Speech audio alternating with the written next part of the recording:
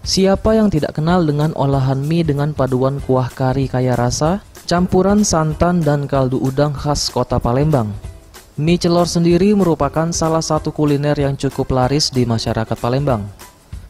Adapun pembuatan mie celor ternyata juga cukup mudah, dengan bahan santan, tepung terigu, garam, gula, lada halus, bawang merah dan putih, cabai merah, jahe, mie basah, udang, dan toge. Tri Hikmawati, pembuat mie celor Palembang ini sebelumnya merupakan pengusaha catering yang selalu menambahkan mie celor dalam menu cateringnya. Namun dikarenakan adanya pemberlakuan PPKM sehingga membuat dirinya beralih menjual mie celor miliknya secara daring atau online. Mie celor ini khasnya ini udangnya, sangat dominan dengan udangnya. Kalau bumbunya gimana?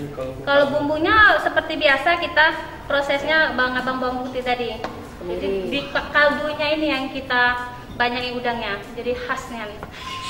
Nah, selama pandemi seperti ini, seperti apa penjualannya? Selama PPKM ini memang kami sangat terasa untuk pesta-pesta, tapi kami siasati dengan online. Rasa kuah mie yang kental dengan kaldu dari udang ini menjadi pemikat makanan yang pas disantap saat sarapan di pagi hari.